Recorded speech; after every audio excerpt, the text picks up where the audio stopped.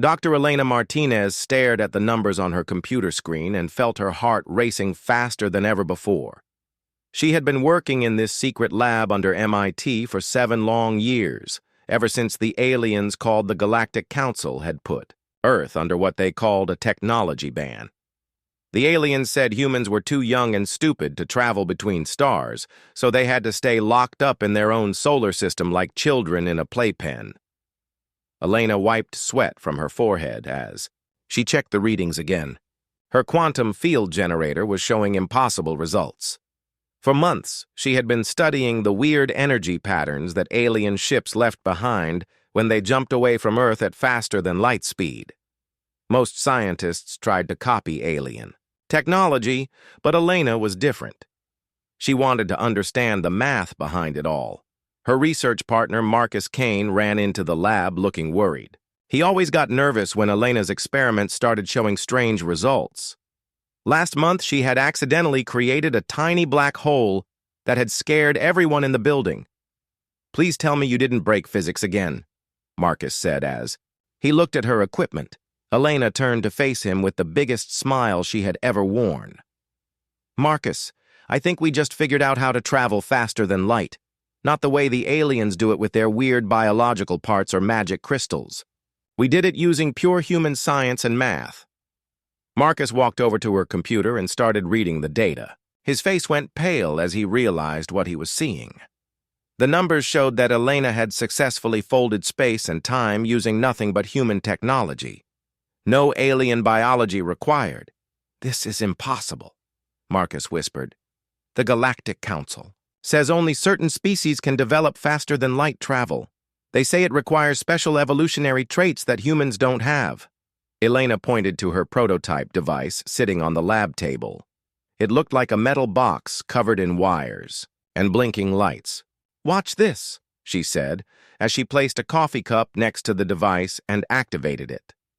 The coffee cup disappeared in a flash of blue light and instantly appeared on the other side of the lab. Marcus jumped backward and nearly fell over a chair. Elena had just teleported an object across the room using technology that was supposed to be impossible for humans to create. "How did you do this?" Marcus asked as he picked up the coffee cup and examined it. The cup was completely normal and undamaged. Elena explained that she had been approaching the problem differently than everyone else. Instead of trying to copy alien technology, she had focused on understanding the basic laws of physics that made faster than light travel possible. She had combined human knowledge of quantum mechanics with observations of alien ship movements to create something completely new. "The aliens use biological organs that bend space naturally," Elena said, "but humans are good at building machines. So I built a machine that does the same thing, using electromagnetic fields and quantum manipulation." Marcus realized the huge importance of what Elena had accomplished. For thousands of years, the Galactic Council had controlled which species could travel between stars. They decided who was ready for interstellar civilization and who had to stay locked on their home planets. Humanity had just broken that control using methods the aliens had never seen before. "We need to contact the government immediately," Marcus said as he pulled out his secure phone. "This changes everything." Elena nodded, but felt scared about what would happen next. The Galactic Council had 12 powerful alien species that ruled most of the galaxy. They had maintained peace by carefully controlling access to faster-than-light technology. Some species took hundreds of thousands of years to develop the right biological traits for interstellar travel. Others never developed them at all and remained trapped on their worlds forever. "What if the aliens get angry?" Elena asked. "They put us under quarantine because they said we weren't ready for this technology. Now we've developed it on our own, using methods they don't understand." Marcus was already dialing Colonel Lisa Harper, their military contact who had been secretly funding their research. The government had suspected that humans might be able to develop independent, faster-than-light technology, but they had never expected it to happen so quickly. "Colonel Harper, this is Dr. Kane," Marcus said when the call connected. We need an emergency meeting with the president. Dr. Martinez has just achieved a breakthrough that will change humanity's relationship with the galaxy forever. Elena looked at her prototype device and wondered what she had started. In the space of one morning, she had gone from being a struggling physicist to the person who might have just given humanity the keys to the entire galaxy. The question now was whether the rest of the galaxy would welcome humanity as equals, or try to destroy them for breaking the rules that had kept galactic civilization stable for thousands of years. Outside the lab, alien monitoring stations throughout the solar system had detected unusual energy readings coming from Earth. They had no idea what was causing these readings, but the energy signatures were unlike anything in their databases. Something new was happening on the quarantined human world, and it was about to shake the foundations of galactic civilization. 3 months after Elena's breakthrough, President Amanda Foster stood in an underground bunker deep beneath the Nevada desert. The room was filled with America's smartest scientists, top military officers, and representatives from allied nations. Everything discussed in this meeting would be classified at the highest levels of government secrecy. "Ladies and gentlemen," President Foster began, "what Dr. Martinez discovered in her lab has given humanity its first real chance at independence from alien control. But we can only succeed if we develop this technology in complete secret." Elena sat at a table next to her research partner Marcus and their new teammate Ryan Brooks, an aerospace engineer who had been brought in to help scale up the faster-than-light technology for use in spacecraft. Ryan had spent the last 3 months studying Elena's prototype and was amazed by its potential. General Patrick Hayes stood up to address the group. He had been studying the Galactic Council for decades and understood their power structure better than most humans. The Council consists of 12 major alien species that have controlled interstellar travel for over 10,000 years. They maintain their authority by deciding which younger species get access to faster-than-light technology and which ones stay trapped on their home worlds. Dr. Lisa Chen, Earth's leading expert on alien biology and politics, added her own analysis. Every species in the galaxy either develops biological traits that work with Council technology, or they never leave their solar systems. The Council has convinced everyone that their way is the only way. We've just proven them wrong. Ryan Brooks activated a holographic display showing his preliminary spacecraft designs. "Give me 2 years and unlimited funding and I can build a fleet of human ships capable of faster-than-light travel. Our technology is actually more flexible than alien methods because we can modify it for any ship design we want." The president looked around the room at the faces of people who would help decide humanity's future. The aliens classified us as technologically immature. They said we needed to wait at least 500 more years before we would be ready for interstellar civilization. We're going to prove them wrong ahead of schedule. Colonel Lisa Harper, who had been Elena's military liaison since the beginning, presented the security challenges they faced. "The Council has monitoring stations throughout our solar system. They watch everything we do and report back to their headquarters. If they discover what we're building before we're ready to reveal it, they might take military action against Earth." Elena felt nervous about the responsibility that had been placed on her shoulders. Her discovery had started a chain of events that could either liberate humanity or lead to their destruction. "Are we sure we can keep this secret for 2 years? Building a fleet of spacecraft seems like something that would be hard to hide." Ryan smiled confidently. "We're going to build everything in the most remote locations on Earth. Underground facilities in Antarctica, hidden bases in the Amazon rainforest, secret shipyards beneath the ocean floor. The aliens monitor our major cities and industrial centers, but they pay less attention to areas they consider uninhabitable." General Hayes explained the military strategy behind their planning. "We're calling this project Starbreak. The goal is to develop a complete fleet of faster-than-light capable ships before announcing our breakthrough to the galaxy. When we finally reveal ourselves, we want to do it from a position of strength rather than weakness." Dr. Chen raised an important concern about alien psychology. We need to understand how the different council species will react to our emergence. Some of them might welcome us as new partners, but others will see us as a threat to their authority. The warrior species in particular don't like surprises. Marcus asked about the timeline for their project. How long do we have before the aliens become suspicious? They must have detected some of the energy signatures from Elena's early experiments. Colonel Harper consulted her intelligence reports. Our analysis suggests we have between 18 months and 3 years before Council investigators start taking a serious interest in Earth's technological development. They're used to monitoring primitive civilizations, so they don't expect rapid advances. President Foster made the final decision that would commit humanity to its most ambitious project ever. Project Starbreak is officially authorized. We'll establish construction facilities on every continent and begin building our fleet immediately. The fate of human independence depends on our ability to work in secret until we're ready to face the galaxy as equals. Elena looked at the holographic display showing Ryan's ship designs and felt both excited and terrified. In less than 2 years, humans would go from being a quarantined species trapped in their own solar system to having a fleet capable of traveling anywhere in the galaxy. The question was whether they would survive long enough to use it. The meeting broke up into smaller groups as scientists, engineers, and military planners began working out the details of humanity's most secret project.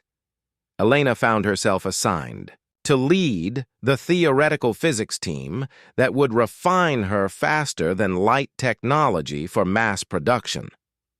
As she walked through the underground corridors of the Nevada facility, Elena realized that her life as a quiet research scientist was over. She was now part of a conspiracy that involved the highest levels of human government and military leadership. In 2 years, she would either be remembered as the person who liberated humanity from alien control, or as the scientist whose discovery led to Earth's destruction. Outside the bunker, construction crews were already beginning work on the first secret shipyard that would build humanity's interstellar fleet. The age of human space exploration was about to begin, whether the Galactic Council was ready for it or not. 18 months after Project Starbreak began, Captain Jake Morrison stood on the bridge of humanity's first interstellar spacecraft. The ESS Independence was a beautiful ship, sleek and powerful, with Elena's faster-than-light drive built into its core. Jake had been chosen to command this historic first mission because of his experience as a test pilot and his calm personality under pressure. The Independence sat in a hidden shipyard carved into the ice beneath Antarctica. The facility was so well concealed that even satellite surveillance from orbit couldn't detect it. Ryan Brooks had designed the ship to be both fast and heavily armed, just in case they encountered hostile aliens during their maiden voyage. Elena stood at the science station, checking and rechecking her calculations for the faster-than-light jump they were about to attempt. This would be the first time her technology had been tested on a full-sized spacecraft with a human crew. If something went wrong, 50 brave volunteers would pay the price for her mistakes. "All stations report ready for departure," announced Lieutenant Commander Amy Roberts from the navigation console. She was one of the Navy's best pilots and had volunteered for this mission despite knowing she might never return to Earth. Captain Morrison looked around the bridge at his crew. Each person had been carefully selected for their skills and their ability to keep secrets. They all understood that this mission would either prove humanity's readiness for interstellar civilization or demonstrate that they still had a lot to learn about the dangers of space travel. "Dr. Martinez, is the faster-than-light drive ready for activation?" Jake asked. Elena nodded nervously. "All systems are green, Captain. The quantum field generators are charged, and the space-folding calculations are loaded into the navigation computer. We're ready to make history." Their destination was Proxima Centauri, the closest star system to Earth. Intelligence reports indicated that the Galactic Council maintained a monitoring station there to watch for any unauthorized, faster-than-light activity in Earth's region of space. Jake's mission was to announce humanity's arrival as an interstellar species and demand recognition as equals rather than prisoners. "Initiate launch sequence," Jake ordered. The Independence rose through a hidden opening in the Antarctic ice and climbed rapidly towards space. Within minutes, they had cleared Earth's atmosphere and were approaching the edge of the solar system where alien monitoring stations kept watch for exactly this kind of activity. On the bridge, Elena activated her faster-than-light drive for the first time aboard a real spacecraft. Energy readings spiked across every monitor as quantum fields began manipulating the fabric of space and time around the ship. The sensation was unlike anything the crew had ever experienced. "Jump in 10 seconds, Elena announced. 5, 4, 3, 2, 1. Mark. The Independence vanished from Earth's solar system in a burst of blue-white energy that registered on every alien monitoring device within 50 light years. The energy signature was completely different from anything in Council databases, and alien technicians across the region began frantically trying to identify its source. 4 light-years away at the Proxima Centauri monitoring station, Counselor Vex Thara of the Dominion species detected the anomaly immediately. The insect-like alien had been stationed at this remote outpost for over a century, watching for signs of technological development among the quarantined human species. "This is impossible," Vex Thara chittered to his assistants. "No species in this sector possesses faster-than-light capability. The humans are under Level 5 quarantine protocols."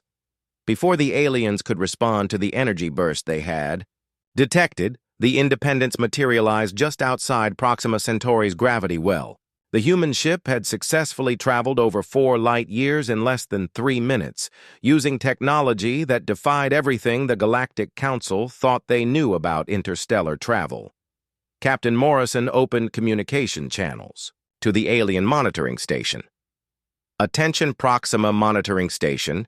This is Captain Jake Morrison of the Earth Space Service vessel Independence. We come in peace, but we also come as equals. The age of humanity's quarantine is officially over." Vex Thara stared at his instruments in disbelief. The energy signatures coming from the human ship were unlike anything he had seen in over 200 years of service with the Council. Their faster-than-light technology appeared to be based on completely different principles than anything used by known galactic civilizations. "Human vessel, you are in violation of Galactic Council quarantine protocols," Vex Thara transmitted back. "Return to your home system immediately or face the consequences of your actions." Jake smiled grimly as he prepared his response. "Counselor, with respect, we didn't ask for permission to join galactic civilization. We earned it through our own intelligence and determination. Humanity is no longer content to be treated like children who need alien supervision." Elena monitored the communication exchange while also scanning the alien station with her scientific instruments. What she discovered was both exciting and terrifying. The Dominion monitoring station was heavily armed with weapons that could destroy the Independence with a single shot. But their technology was thousands of years old and appeared to be inferior to human engineering in several key areas. "Captain," Elena reported quietly, "their weapons are powerful but slow to charge. Our ship is faster and more maneuverable than anything in their database. If this turns into a fight, we have advantages they don't expect." Amy Roberts had been plotting escape routes since they arrived at Proxima Centauri.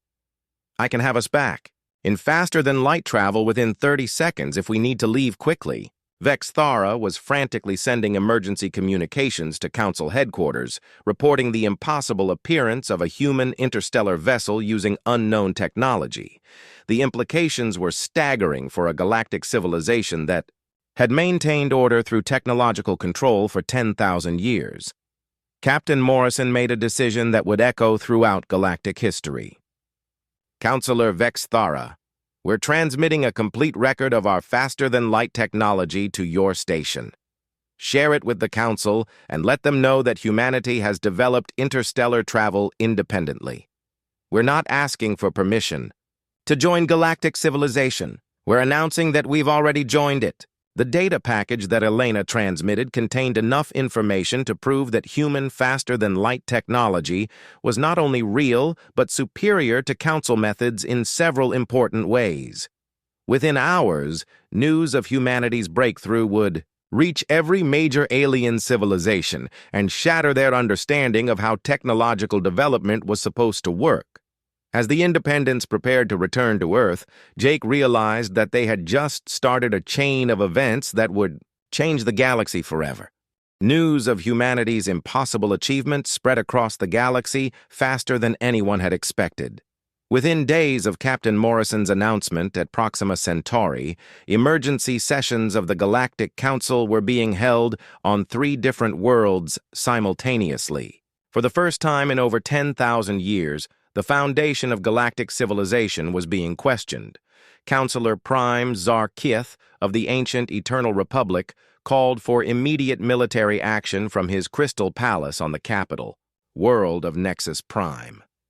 The elderly alien leader had governed galactic affairs for over 3 centuries and had never faced a challenge to Council authority like this before. These humans have violated the most sacred laws of technological development, Zarketh declared to the emergency assembly. Their primitive minds cannot comprehend the responsibilities that come with interstellar travel. We must act decisively before their reckless technology destabilizes the entire galaxy. But other Council members strongly disagreed with calls for military intervention. Counselor Mira 7 of the Synthesis Collective, representing a species of artificial intelligences that had joined the Council 2,000 years earlier, found humanity's achievement fascinating rather than threatening. Their mathematical approach to faster-than-light travel demonstrates remarkable sophistication, Mira 7 argued through her mechanical voice synthesizer. Perhaps our evolutionary models for technological development have been incomplete.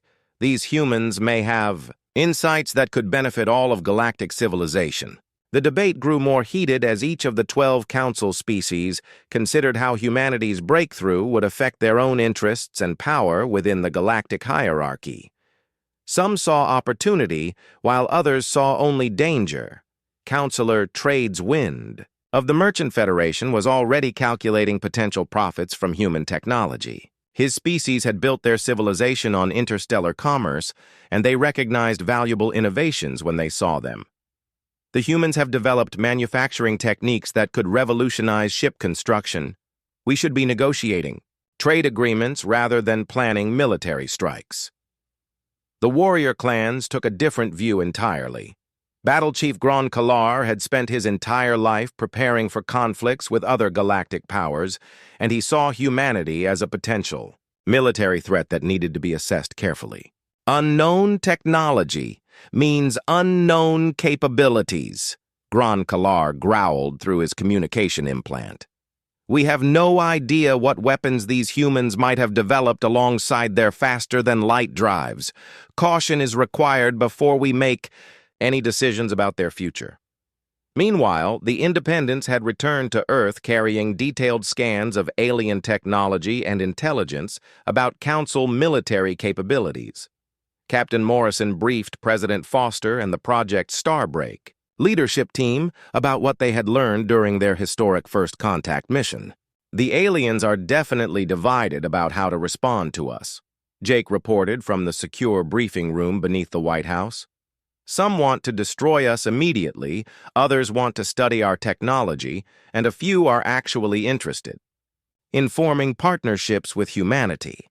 Elena presented her analysis of the alien monitoring station they had encountered. Their technology is impressive but limited in ways that surprised me. They've been using the same basic approach to faster than light travel for thousands of years without significant innovation. Our methods are not just different, they're actually more efficient and flexible. General Hayes studied the intelligence reports with growing concern. The warrior clans alone have enough military power to sterilize Earth's surface from orbit. If the Council decides we're too dangerous to exist, we need to be prepared for the worst possible scenario. President Foster made a decision that would commit humanity to an even more aggressive timeline. Accelerate Project Starbreak to maximum priority. I want our entire fleet operational within 6 months instead of the planned year. If we're going to face the galaxy as equals, we need every advantage we can get. Ryan Brooks protested that such an accelerated schedule might compromise safety and quality control. Madam President, we're talking about cutting our testing and development time in half. That increases the risk of critical failures during actual operations. The risk of not having a fleet ready is greater than the risk of technical problems. The President replied firmly. Every day we delay gives the Council more time to organize a unified response against us. Back on Nexus Prime, the Galactic Council continued to fracture along species lines as different factions pursued their own agendas regarding the human situation. The scientific conclave wanted immediate research exchanges with humanity, while the Spiritual Assembly declared human technology to be spiritually contaminated because it relied on mechanical devices rather than biological evolution. Counselor Deep Current of the Ocean Worlds proposed a completely different approach. Perhaps it is time to admit that our 10,000-year monopoly on interstellar civilization has prevented us from discovering better ways to explore the galaxy. These humans might teach us things we never imagined possible.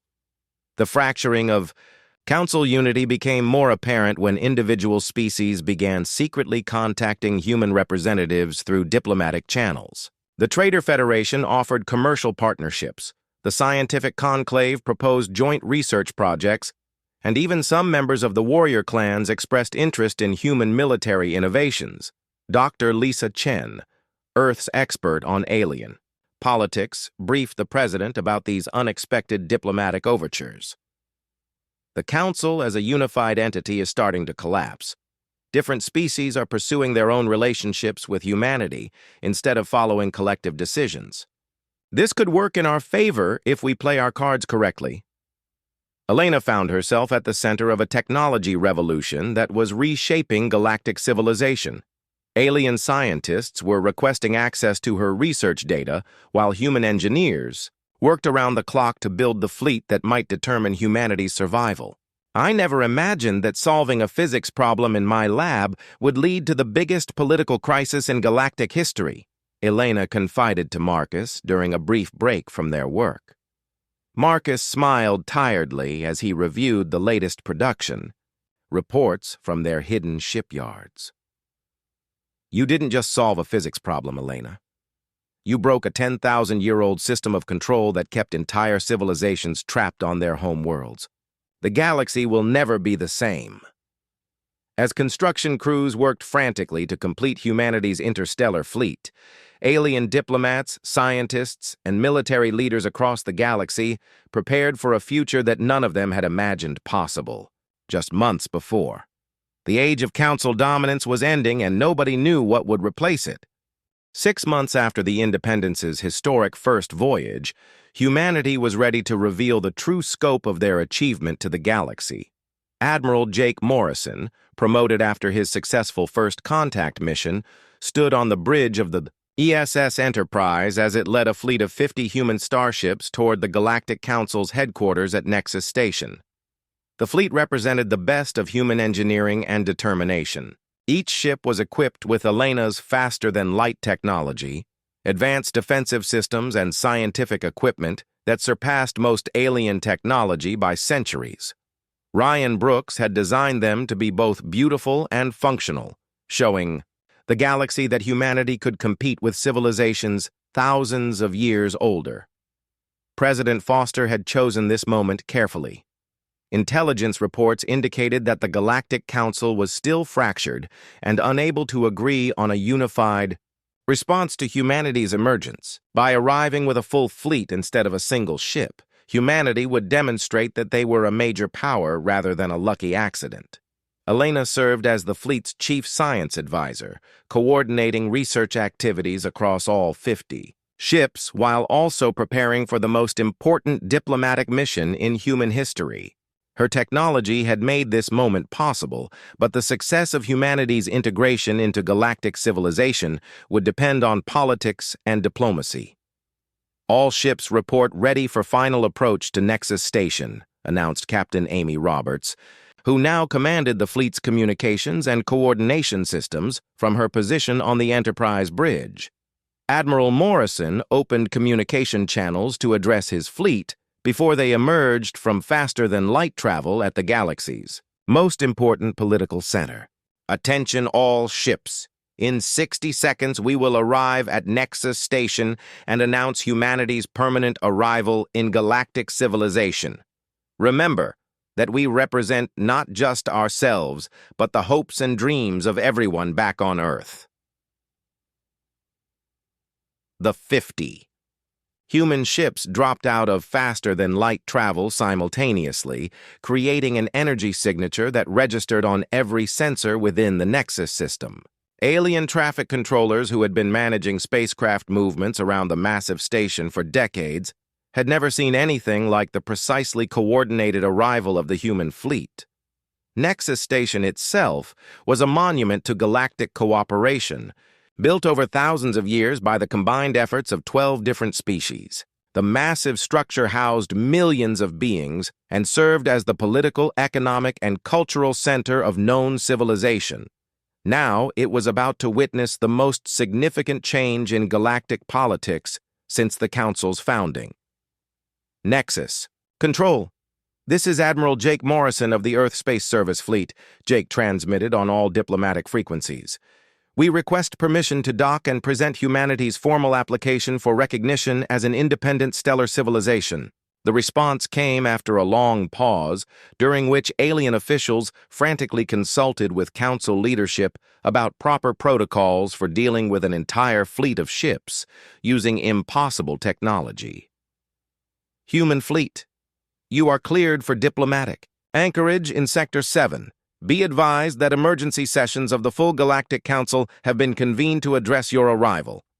As the human ships moved into formation around Nexus Station, beings throughout the massive structure pressed against viewing windows to see the newcomers who had shattered 10,000 years of galactic tradition.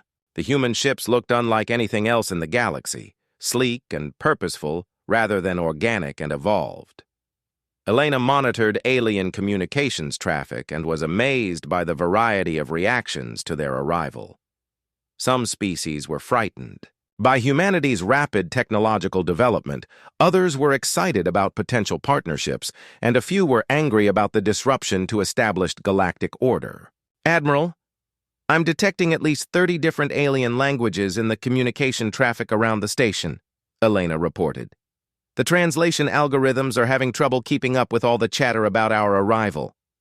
Dr. Lisa Chen, who had accompanied the fleet as humanity's chief diplomatic advisor, was studying the political situation developing around them. "The Council species are taking sides more openly now. Our arrival with a full fleet has forced them to make decisions about whether they see us as partners or threats." The formal reception took place in the Great Assembly, a vast amphitheater, where galactic law had been written and rewritten for millennia. Ambassador Robert Lang, accompanied by Elena and Admiral Morrison, walked into the chamber where representatives of 12 ancient civilizations waited to judge humanity's worthiness for interstellar citizenship. "Honored counselors," Ambassador Lang began as he stood before beings whose species had mastered space travel before humans had discovered fire. "Humanity comes before you not as supplicants seeking charity, but as equals offering partnership in building a better future for all galactic civilization." Counselor Prime Zarketh interrupted with his crystalline voice echoing through the chamber. "Your species violated sacred quarantine protocols that have maintained galactic stability for 10,000 years. By what right do you claim equality with civilizations that earned their place through proper evolutionary development?" Elena stepped forward and activated a holographic display that demonstrated the mathematical principles behind human, faster-than-light technology. The presentation was designed to prove that humanity's approach was not just different, but superior to traditional council methods. By right of innovation, Counselor Prime Elena responded confidently. Our technology doesn't just copy what has been done before. It opens entirely new possibilities for exploration, research, and cooperation between species. We offer the galaxy something it has never had before. The demonstration that followed changed everything. Elena's presentation proved that human, faster than light drives were more efficient, more reliable, and more versatile than any technology the Council had developed over thousands of years. More importantly, it showed that the Council's monopoly on stellar civilization had been based on incomplete understanding of what was possible. Counselor Mira 7 of the Synthesis Collective was the first to respond positively. This technology could revolutionize our approach to galactic exploration and scientific research. The humans have achieved something we thought was impossible. But Counselor Prime Zarketh remained hostile to humanity's emergence. Innovation without wisdom is dangerous. These humans have no understanding of the responsibilities that come with interstellar power. They could destabilize the entire galaxy with their reckless experimentation. Admiral Morrison stepped forward to address the military concerns that several Council species had raised. We come in peace, but we also come prepared to defend ourselves and our allies. Humanity seeks partnership with all species willing to treat us as equals, but we will not be intimidated by those who prefer the old system of technological control. Over the following days, individual Council species began approaching humanity, with private partnership offers that bypassed the traditional collective decision-making process. The Trader Federation wanted access to human manufacturing techniques, the Scientific Conclave proposed joint research initiatives, and several smaller species requested protection from more aggressive galactic powers. The Galactic Council, as a unified entity, was clearly breaking apart, replaced by a complex web of bilateral relationships between species with varying interests and capabilities. Humanity had not just joined galactic civilization, they had fundamentally transformed it by proving that cooperation was more valuable than control. 3 weeks after humanity's dramatic arrival at Nexus Station, the political landscape of the galaxy had changed beyond recognition. The Galactic Council's unity had shattered completely as different species pursued their own relationships with the newcomers who had revolutionized interstellar technology. Ambassador Robert Lang found himself at the center of a diplomatic whirlwind as alien representatives competed for humanity's attention and partnership. His suite of offices aboard Nexus Station had become the most important diplomatic center in the galaxy, with meetings scheduled around the clock to accommodate different species and their varying biological requirements. The first major breakthrough came when Counselor Mira 7 of the Synthesis Collective proposed a formal research alliance between artificial intelligences and humans. The AI species had been impressed by humanity's mathematical approach to faster-than-light travel and wanted to explore what other innovations might be possible through cooperation. Your species approaches problems differently than biological civilizations, Mira 7 explained through her mechanical communication system during a private meeting with Elena and Ambassador Lang. We calculate possibilities, but you create new possibilities. Together, we might achieve things neither of us could accomplish alone. Elena was fascinated by the opportunity to work with artificial intelligences that had thousands of years of accumulated knowledge. What kind of research projects did you have in mind, Counselor? We have identified 17 different areas where human engineering concepts could be combined with our computational abilities, Mira 7 replied as she projected complex diagrams into the air, improved faster-than-light drives, advanced defensive systems, and scientific instruments that could revolutionize our understanding of the universe itself. Meanwhile, the Trader Federation had approached Admiral Morrison with proposals for military cooperation that would protect their commercial interests from more aggressive species. Captain Kate Wilson, who commanded the human escort ship ESS Guardian, was leading negotiations for a mutual defense agreement. The warrior clans have been expanding their territory for centuries. explained Trade Master Vok Lin through his universal translator. Our merchant fleets need protection, and your ships have capabilities that could change the balance of power in contested regions of the galaxy. Admiral Morrison was cautious about getting humanity involved in alien conflicts soon after their emergence. We're willing to discuss defensive partnerships, but humanity won't be used as mercenaries in other species' wars. Not mercenaries, Vok Lin clarified quickly. Partners. The Federation offers access to our trade networks, rare materials, and technological databases in exchange for security guarantees. Both species benefit from the arrangement.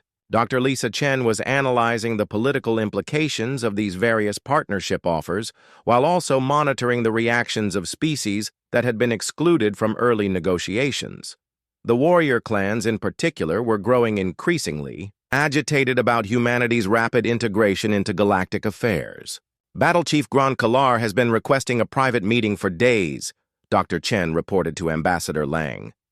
The warrior clans want to assess our military capabilities before deciding whether to treat us as allies or enemies.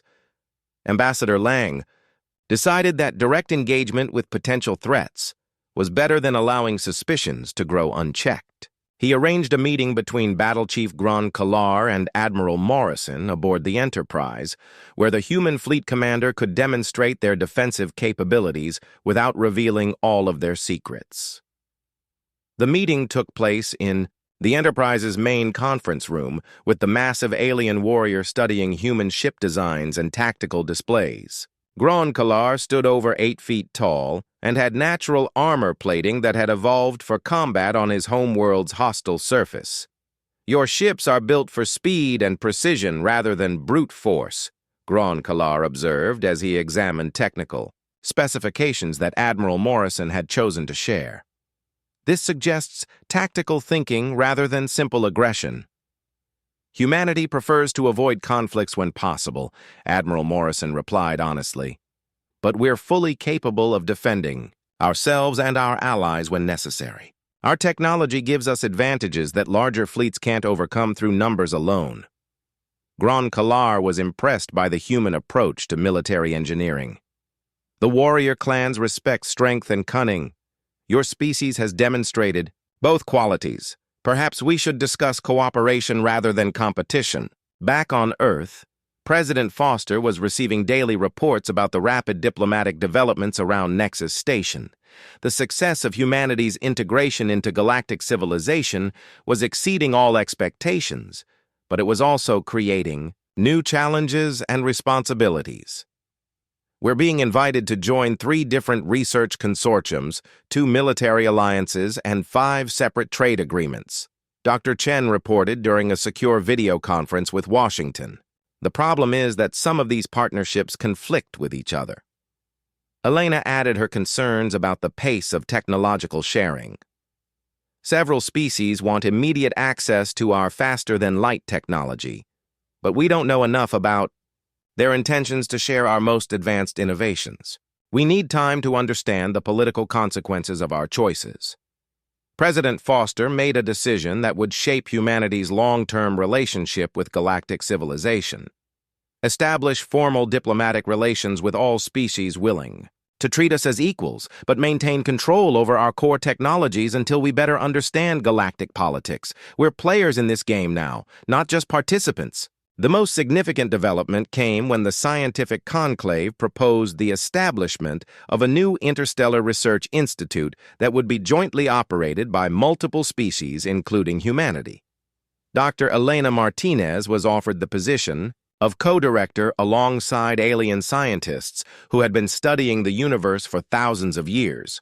This could be humanity's chance to contribute to galactic knowledge while also learning from civilizations with much more experience than us, Elena explained to Ambassador Lang during their planning meeting. Ambassador Lang recognized the symbolic importance of the offer. If you accept this position, you become the first human to hold a major leadership role in galactic scientific community. It would demonstrate that we're not just newcomers with interesting technology, but genuine partners in advancing universal knowledge.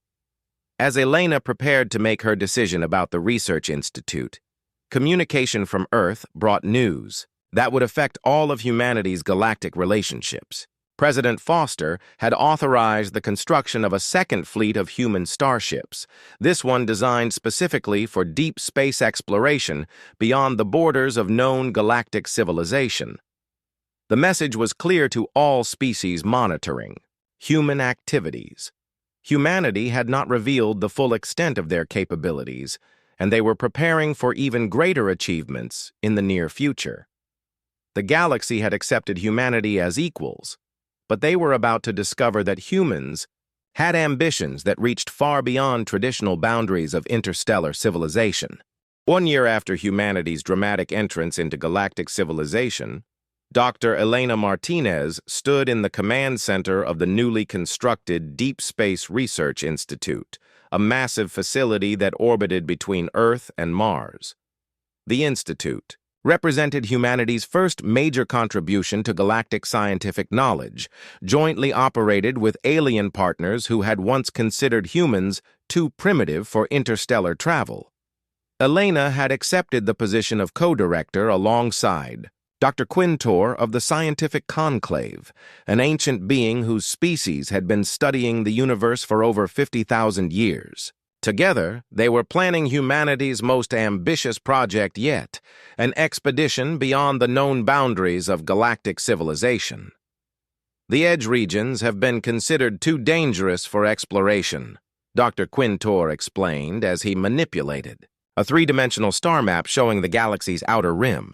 Our traditional faster-than-light technology cannot maintain stable operation in areas where space-time has been distorted by unknown phenomena. Elena studied the data with growing excitement. The outer regions of the galaxy contained energy, signatures, and stellar formations that defied current scientific understanding. Previous alien expeditions had been forced to turn back when their biological faster-than-light systems failed in the unstable conditions. But our technology operates on completely different principles, Elena realized. Human faster-than-light drives might be able to function in regions where alien ships can't travel. Captain Susan Wells, who commanded the exploration vessel ESS Discovery, joined the planning meeting via communication link from her ship. Susan had been selected to lead humanity's first deep space expedition because of her experience with long-range missions and her skill at making quick decisions in unknown situations. My ship has been fitted with the most advanced sensors and defensive systems we've ever built, Susan reported. If there's something out there beyond the known galaxy, we're as ready as anyone could be to find it. The decision to launch the expedition had not been easy for human leadership. President Foster and Admiral Morrison were concerned about sending their most advanced ship into completely unknown territory where no rescue would be possible if something went wrong. We're taking a calculated risk, Elena explained during a secure briefing with Earth's leadership. The potential scientific discoveries could advance our understanding of the universe by centuries. More importantly, it demonstrates that humanity is ready to go places where even ancient galactic civilizations fear to explore. Dr. Lisa Chen added her political analysis of the expedition's importance. Several council species are watching this mission carefully. If we succeed in exploring regions they consider impossible to reach, it will establish humanity as the galaxy's leading explorers and scientists. The Discovery launched from the Research Institute with a crew of 60 volunteers, including scientists, from multiple species who wanted to participate in humanity's groundbreaking expedition. Elena remained at the Institute to monitor their progress and maintain communication across the vast distances they would travel. 3 months into the mission, Captain Wells reported their first major discovery from the galaxy's outer rim. We've found a region of space where the normal laws of physics appear to be suspended. Stars are forming in patterns that should be impossible, and we're detecting energy sources that don't match anything in our databases. Elena coordinated with Dr. Quintor to analyze the data streaming back from the Discovery. The alien scientist was amazed by what they were seeing. In 50,000 years of galactic exploration, we have never encountered anything like these phenomena, Your human technology is revealing secrets of the universe that we never imagined existed. The most significant discovery came when the Discovery encountered artificial structures in a region that alien maps marked as completely empty space. Captain Wells transmitted images of massive constructions that appeared to be millions of years old, built by a civilization that had vanished long before any current galactic species had evolved. These structures are clearly artificial, but they're using technologies and materials we can't identify, Susan reported. Some of them appear to be active, generating energy signatures that are affecting local space-time in ways we don't understand. Elena realized that humanity had stumbled upon evidence of a previous galactic civilization that had achieved technological capabilities far beyond anything currently known. The implications were staggering for every species in the galaxy. We need to share this discovery with all our partners immediately, Elena decided. This affects everyone's understanding of galactic history and what might be possible for future civilizations. News of the ancient structures spread throughout galactic civilization within days, creating excitement and concern among species that had thought they understood the history of their galaxy. Emergency meetings were called on multiple worlds as governments tried to understand what humanity's discoveries might mean for their own civilizations. Counselor Prime Zarketh, who had initially opposed humanity's emergence, was forced to acknowledge the significance of their achievements. These humans have accomplished more in 1 year than some species achieve in millennia. Perhaps we were wrong to judge them by traditional standards of technological development. The warrior clans were particularly interested in the military implications of the ancient technology. Battle Chief Gron Kalar requested permission to send his own ships to the outer regions, hoping to study the defensive capabilities of the vanished civilization. If these structures were built by a species that disappeared millions of years ago, we need to understand what happened to them, Gron Kalar explained during a joint meeting of multiple species. Their fate could determine our own future survival, Elena found herself at the center of the galaxy's most important scientific collaboration as species that had been rivals for thousands of years worked together to understand humanity's discoveries. The Deep Space Research Institute became the coordination center for dozens of expedition fleets from different civilizations. Meanwhile, Captain Wells and the Discovery continued pushing deeper into unexplored regions, finding more evidence of the ancient civilization and their incredible technological achievements. Each new discovery raised more questions about the nature of intelligence, civilization, and the ultimate destiny of species that reached for the stars. We're not just exploring space anymore, Susan transmitted during one of her regular reports. We're exploring time itself, learning about civilizations that achieved things we're only beginning to imagine. Humanity isn't just joining galactic civilization, we're helping to redefine what galactic civilization could become. Back on Earth, President Foster addressed the United Nations with news that would inspire human exploration for generations to come. Our species has gone from being quarantined prisoners in our own solar system to leading the galaxy's greatest voyage of discovery in recorded history. This is only the beginning of what humanity can achieve when we refuse to accept limitations on our potential. 5 years after Dr. Elena Martinez first demonstrated faster-than-light travel in her MIT laboratory, the galaxy had transformed into something completely different from the rigid hierarchy that had existed for 10,000 years. The old Galactic Council had dissolved entirely, replaced by a dynamic network of partnerships and alliances that shifted based on shared interests rather than ancient power structures. Elena stood in the observation deck of Humanity Station, a massive space facility that orbited Earth and served as the headquarters for human galactic operations. Through the transparent walls, she could see ships from dozens of different species arriving and departing as they participated in joint missions, research projects, and exploration expeditions.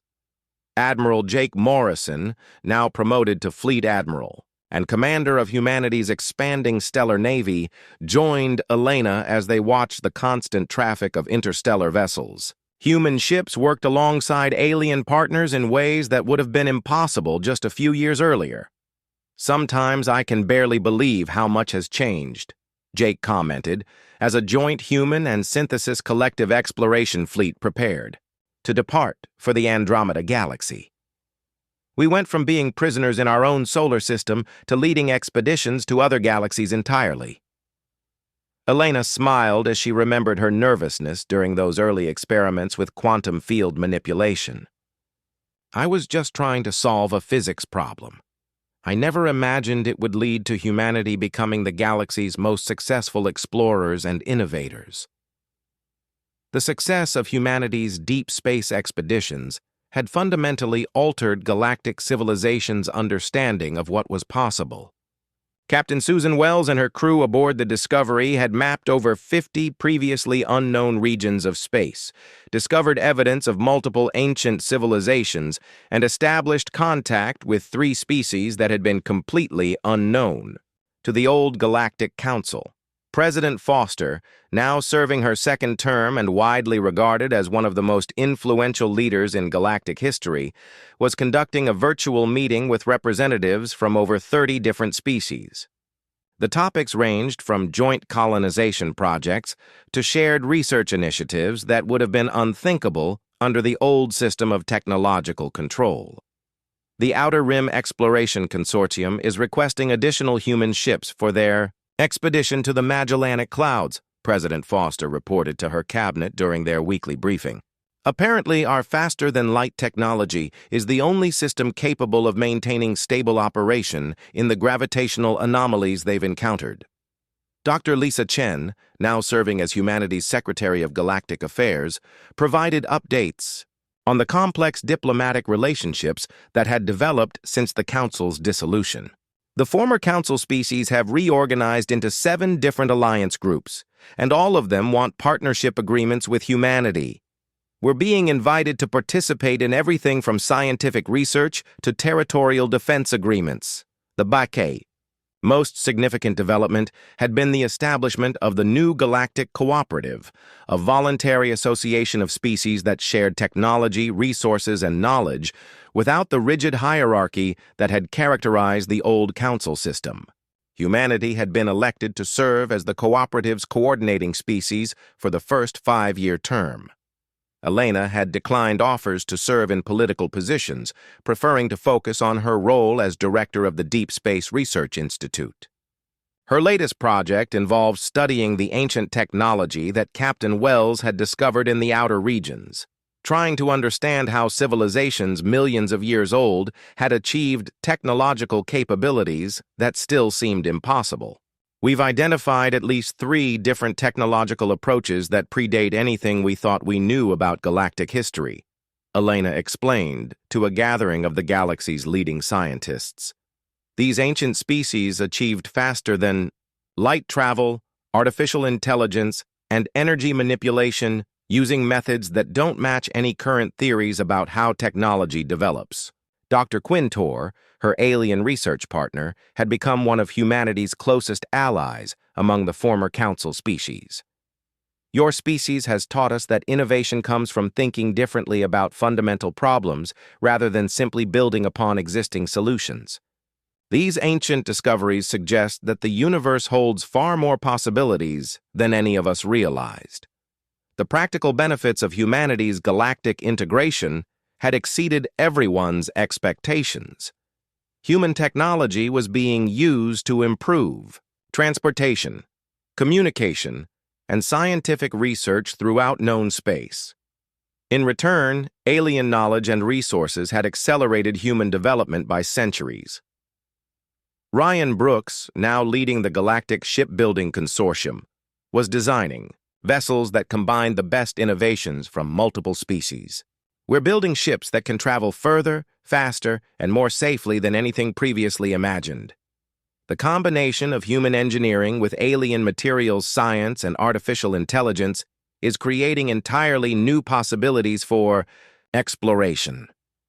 Captain Amy Roberts commanded the newest addition to humanity's fleet, the ESS Horizon, designed specifically for missions beyond the boundaries of the known galaxy.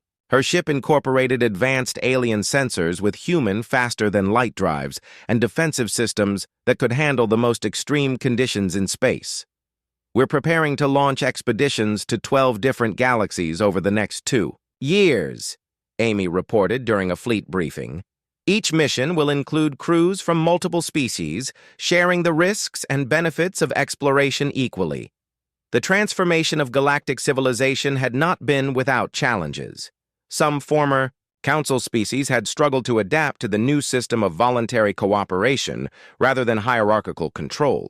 A few had attempted to maintain their old territorial claims through military force, only to discover that their former subjects now had access to human technology and were no longer willing to accept domination. Battle Chief Gran Kalar had become an unexpected ally in maintaining galactic stability. His warrior clans now served as peacekeepers, using their military expertise to prevent conflicts between species that were still adjusting to the new political reality. Strength is not just about weapons and armies, Gran Kalar explained during a joint military exercise with human forces.